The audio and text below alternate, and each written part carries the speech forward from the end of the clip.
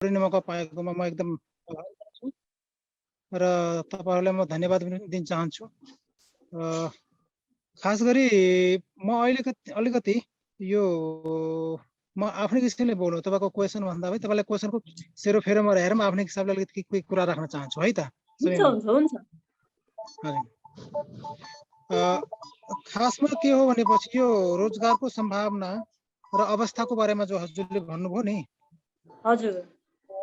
अहिले हामी जहिले पनि कुरा गर्दाखेरि चाहे जुनसुकै पार्टीको सरकार होस्, अब हाम्रो एउटा मनस्थिति अथवा हाम्रो पब्लिकको जनताको एउटा मानसिकता नि कस्तो भइसकेको छ भने चाहिँ जहिले पनि जुनै समस्या आउँदाखेरि पनि सरकारलाई मात्रै दोष दिने, हामीले पनि के गर्न सक्छौँ कि अथवा हामीले के गर्दा बेटर हुन्छ, के गरेर अगाडि बढ्न सकिन्छ, यतातिर चाहिँ अलिक सोच हाम्रो अलिक कमै आएको हुन्छ।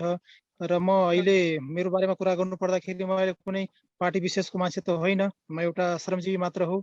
फेरि पनि के हुन्छ भने चाहिँ हामी दुईटै पाटोले हेर्नुपर्ने हुन्छ कि सरकारले के गर्न सक्छ र हामीले के गर्न सक्छौँ भन्नेतिर चाहिँ हामीले सोच्नुपर्ने हुन्छ। र जसले गर्दाखेरि हामी पक्कै पनि हाम्रो आफ्नो देशमा एउटा आर्थिक समृद्धिको लागि नयाँ बाटो हामी खोल्न सक्छौँ। र मैले भन्नु पर्दाखेरि अहिले म यो डाटा बेसिसमा जान चाहन्न है।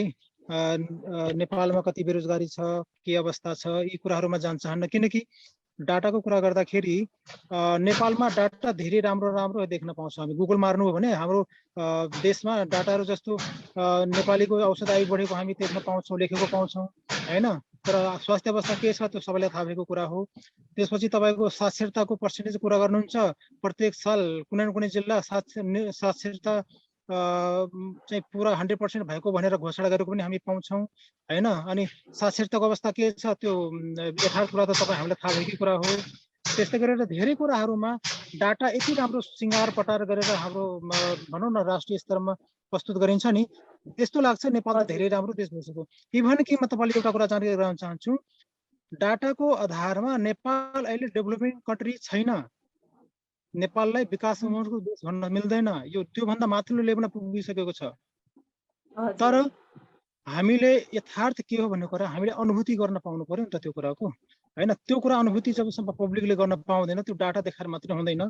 मलाई ताजुब लाग्छ सरकारले यी डाटाहरू कलेक्सन गरेर जुन एउटा प्रदर्शनको लागि आफ्नो एउटा राम्रो रेकर्ड बनाउनको लागि देखाइरहेको हुन्छ, हरेक साल हामी देखिरहेका हुन्छौँ ग्रोथ भएको, तर वास्तविकता हामी अनुभूति गर्न पाएका हुँदैनौँ। भनेपछि यो अब कुनै इक्जाममा उत्तीर्ण हुनको लागि मात्रै यो गरे जस्तो लाग्छ कि, तर यथार्थ कुरा त जबसम्म हामी एउटा ग्रास रुटमा बसेको पब्लिकले एउटा भनौँ न एउटा राहतको अनुभूति गर्न सक्दैन, एउटा आफ्नो सुरक्षाको अनुभूति गर्न सक्दैन, तबसम्म त केही ग्रोथ भएको जस्तो त भन्न मिल्दैन। म एउटा सानो उदाहरण दिन्छु तपाईँलाई। अस्ति भर्खरै मैले हाम्रो छिमेकी राष्ट्र चीनको राष्ट्रपतिले आफ्नो पहाडको एउटा कुना कन्द्रामा गाउँमा गएर किसानको घरमा गएर आफै उसको भान्सामा के खाना पाक्छ, उसको बेडरुम हेरेर कसरी सुत्छ, यी कुराहरू उसले चाहिँ चाहरिरहेको थियो। यानि आफ्नो जनताको जीवनस्तरको बारेमा उसले चाहिँ बुझिरहेको थियो कि। भनेपछि जबकि चीन भनेको त आर्थिक हिसाबले विश्वकै नम्बर 1 कन्ट्री हो, त्यसको देशमा त यस्तो गरिबी छ भन्ने कुरा उसले देखायो नि त पब्लिकमा। हाम्रो देशमा पनि यस्ता गरिबहरू पनि छन् भन्ने देखायो। तर हाम्रो देशमा उल्टो उल्टो कस्तो छ भने गरिबहरू धेरै छन् तर देखाउन चाहँदैनौँ हामी डाटामा राम्रो सपारेर त्यसले डाटा राम्रो बनाउन खोज्छौँ, त्यो एउटा विडम्बना हो हैन।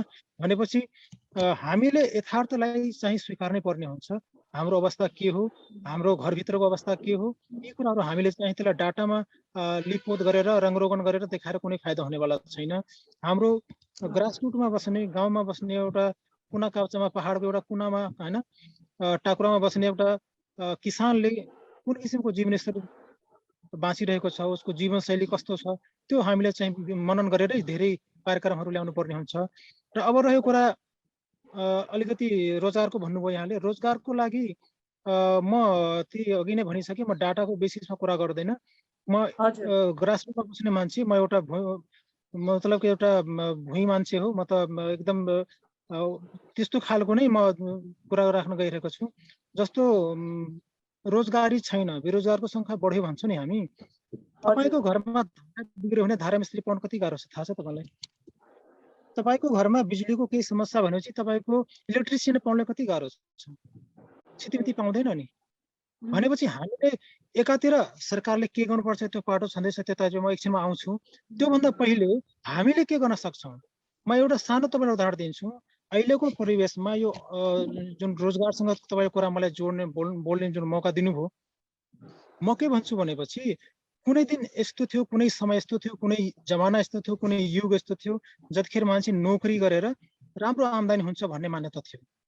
नोकरी गर्ने, त्यसपछि जग्गा जमिन या सुन किनेर चाहिँ लगानी गर्ने, यी दुईटा कुरामा चाहिँ बडो राम्रो आम्दानी, बडो राम्रो फाइदा हुन्थ्यो। मान्छेले त्यतातिर चाहिँ बढी आकर्षित हुन्थे भनौँ न, जागिर गर्ने अनि जग्गा जमिन जोड्ने, सुन किन्ने, यी कुराहरूमा चाहिँ बढी एउटा आर्थिक भनौँ न एउटा यसलाई छिटो चाहिँ प्रगति हुन्छ भन्नेतिर हामी सोच्थ्यौँ। तर मेरो विचारमा अहिले हामीले, हाम्रो युवाहरूले, हाम्रा नेपाली दाजुभाइहरूले केवल सरकारी नोकरी अथवा कुनै अफिसको गैर सरकारी संस्थाकै होस्, नोकरी मात्रै रोजगार हो भन्ने जुन कन्सेप्ट छ नि, यसलाई हामीले चाहिँ बिर्स्नुपर्छ। यसबाट हामीले आउट भएर अलिकति सोच्नुपर्ने हुन्छ। रोजगार भनेको केवल कुर्सीमा बस्ने, अफिसमा बस्ने नोकरी मात्रै रोजगार होइन।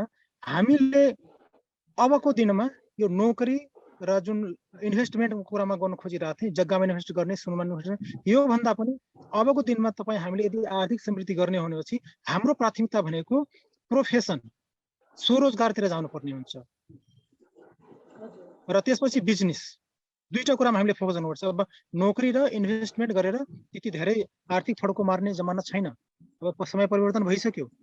अब हामीले चाहिँ स्वरोजगार भनेको आफैले केही सिप सिक्ने, केही कुराको जानकारी लिएर त्यही सिप र आफ्नो योग्यता अनुसारको आफ्नो काम आफै गर्नेलाई स्वरोजगार भनिन्छ। भनेपछि जस्तो मैले अघि भन्न खोजेको प्लम्बिङको कुरा भयो, इलेक्ट्रिसियनको कुरा भयो, कार्पेन्टरको कुरा भयो, यी खालका चाहिँ तालिमहरू सिकेर पनि हामी चाहिँ रोजगार हुन सक्छौँ। केवल सरकारको लोकसेवा आयोग पास गरेर मात्रै हामी रोजगार हुन्छौँ भन्ने कुरा गलत हो। हामीले अलिकति आफ्नो मानसिकतालाई चेन्ज गर्नै पर्ने हुन्छ यस कुरामा। यसरी हामीले आफ्नो एउटा जुन सोच्ने अथवा हामीले बेरोजगार भयौँ भनेर हल्ला मात्रै गर्ने, आफूले गर्न के पनि नचाहने, सबैमा दाजुभाइहरूलाई के सल्लाह दिन चाहन्छौँ भने चाहिँ यदि कसैको घरमा 10 कट्ठा जमिन छ भने खेती किन नगर्ने त? त्यसमा तरकारी खेती किन नगर्ने? हामी बेरोजगार छु भनेर गीत गाएर नेताहरू पछाडि दौडेर केही हुनेवाला छैन। हामीले आफ्नो काम आफै गर्नुपर्ने हुन्छ र हामीले यसरी एउटा आफ्नो तर्फबाट गर्नुपर्छ। अर्को कुरा, सरकारले पनि अहिले कस्तो छ भने नीति ल्याउँदाखेरि केवल कार्यकर्तालाई पोस्ने खालका मात्रै बेरोजगार सम्बन्धी हैन, युवा स्वरोजगार सम्बन्धी जुन कार्यक्रम ल्याएर हुन्छ नि, त्यो खासै त्यति भनौँ न साइन्टिफिक किसिमको प्रोग्रामहरू पनि छैन, जसले गर्दाखेरि केवल उनीहरूको आफ्नो कार्यकर्तालाई पोस्ने र जो रियल बेरोजगार जहाँ समूह छ गाउँघरतिर, त्यो चाहिँ क्याम्पसबाट सर्टिफिकेट घरमा थन्काएर यत्तिकै बसिरहेको अवस्था पनि छ। भनेपछि हामीले आफूले पनि अलिकति केही सोच मतलब कि गर्नुपर्छ कि मैले केही आफै पनि गर्न सक्छु भन्ने पनि सोच राख्नु पर्यो। र सरकारले पनि यस्ता स्वरोजगार दिने खालका जुन प्रोग्राम ल्याउँछ, यसले अलिकति चाहिँ होमवर्क गरेर, अलिकति स्टडी गरेर के गर्दा बेटर हुन्छ। जस्तो म देखिरहेको हुन्छु यो तपाईँको फेसबुकको पोस्टहरू त आजभोलि त भनौँ न जति पनि हेर्न पाउँछ, एउटा नेताले 4 जनालाई कोदालो दिएर त्यो बाटो खन्न लगाएको हुन्छ अनि प्रधानमन्त्री रोजगार कार्यक्रमको आज कार्यक्रम गरियो भनेर लेखेको हुन्छ कि। त्यसरी त रोजगार समस्या समाधान हुनेवाला छैन नि, हैन? रोजगार दिनु छ भनेपछि सबभन्दा पहिले उसलाई सिप सिकाइदिनुहोस्। सिप सिकाएर उसलाई चाहिँ रोजगार गर्ने, उसले काम गर्ने वातावरण बनाइदिनुहोस्। उसको लागि मलाई लाग्छ जुन किसिमले अहिले अनुदानको रूपमा जुन अरबौं रुपियाँ लुटाइरहेको छ नि देशले, त्यो अनुदान पनि नदिनुहोस् भन्छु म त। किनकि अनुदानले तपाईँको समान रूपले आर्थिक वृद्धि हुँदैन। जसले पाउँछ उसलाई ठिक हुन्छ र त्यसले पनि त्यसको मिसयुज गरिरहेको हुन्छ। हामी पाएका छौँ त्यो अनुदान रकम कसैले पनि युज गरेको हुँदैन, त्यसलाई मिसयुज गरिरहेको हुन्छ। भनेपछि त्यो अनुदान रकम दिनु पनि मेरो हिसाबले नराम्रो कुरा हो। र त्यो भन्दा हरेक युवालाई सिप सिकाउने र उसले काम गर्ने वातावरण बनाइदियो भनेपछि हाम्रो मलाई लाग्छ यो जुन बेरोजगारी समस्या छ नि, यो समाधान हुन खासै टाइम लाग्दैन। र हामीले अब जहिले पनि सरकारका कुराहरू गर्दाखेरि कसैको पनि कमेन्ट गर्न त सजिलो हुन्छ र मैले सरकारको बचाउ पनि गर्न खोजेको होइन, सरकारलाई सपोर्ट गर्न खोजेको पनि होइन मैले। तर मैले भन्न खोजेको कुनै पनि मैले एउटा सानो उदाहरण दिन्छु तपाईँलाई। यो सरकारले मात्रै दोष नदिनुहोस् भन्न खोजेको कारण के हो भनेपछि हाम्रो 2072 सालमा जतिखेर भूकम्पले धेरै जनधनको क्षति भयो र सरकारले त्यो जीर्णोद्धारको लागि धेरै सङ्ख्यामा इन्जिनियर ओभरसियरहरूलाई नियुक्ति गरेको सबैलाई थाहा छ। सुरुमा रोजगारी पायो भनेर तिनीहरू खुरुखुरु चाहिँ पहाडतिर दौडेर गए, जता जता पीडितहरू त्यतातिर गए। पछि तिनीहरूको आन्दोलन के भयो भने चाहिँ हामीलाई यो सुविधामा अझै थप सुविधा चाहियो। त मैले भन्नु खोजेको कुरा के छ भनेपछि हामीले सधैँ सरकारलाई मात्रै दोष दिएर हुँदैन। जो इन्जिनियर ओभरसियर साथीहरू जो थिए त्यहाँ खटेका, उनीहरूले नोकरीको साथसाथै समाजसेवाको भावना पनि त राख्नुपर्ने हुन्छ नि तपाईँ हामीले। भनेपछि हामीले के गर्न सक्छौँ भन्ने भावना जहिले पनि हुनुपर्छ हमेसा। केवल अरूलाई सरकारलाई दोष दिएर मात्रै हुँदैन। र मलाई लाग्छ सरकारले पनि रोजगार दिने क्रममा विदेशबाट ऋण काढेर यहाँ अनुदान दिएर रोजगार समस्या समाधान गर्छु भन्ने कुरा गलत हो। हाम्रै छरछिमेकमा, हाम्रै वरिपरि, हाम्रै स्रोत साधनबाट कसरी समस्या समाधान गर्न सकिन्छ, रोजगारको समस्या कसरी समाधान गर्न सकिन्छ त्यतातिर सोच्नुपर्ने हुन्छ। जस्तो फर इक्जाम्पल कृषिको कुरा आयो।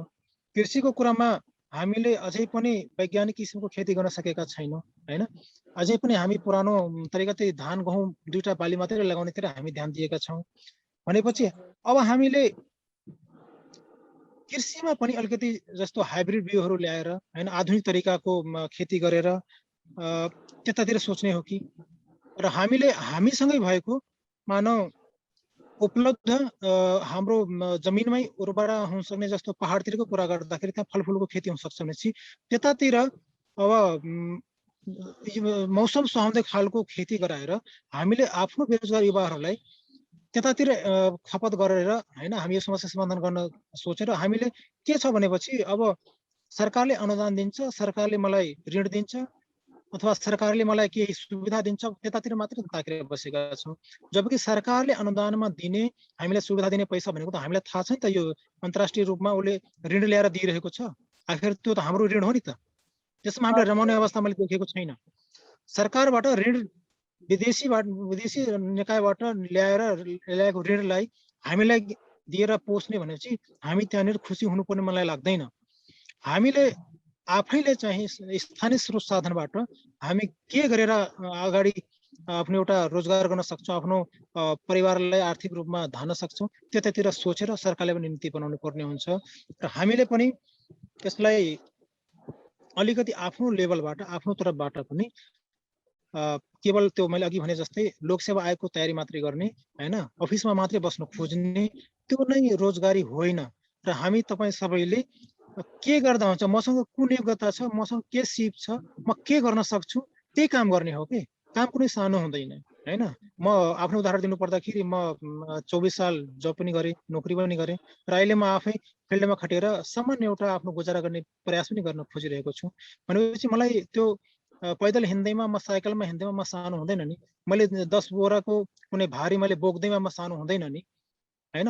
म जे गर्न सक्छु त्यो गर्न तयार हुनु पर्यो हामीले।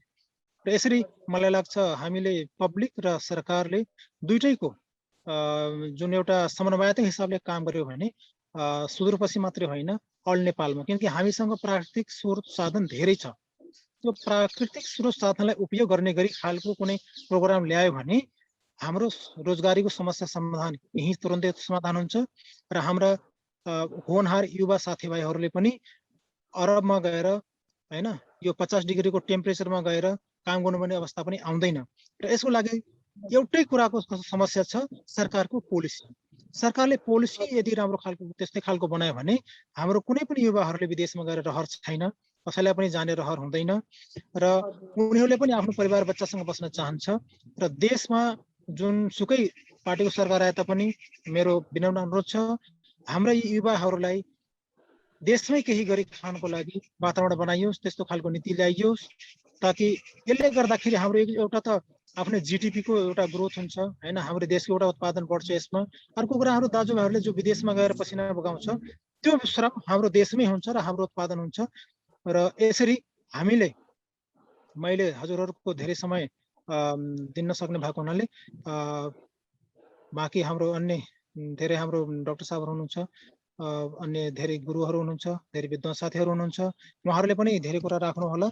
र म अहिले यहाँहरूसँग यति आफ्नो 2 शब्द राखेर बिदा हुन चाहन्छु। धन्यवाद।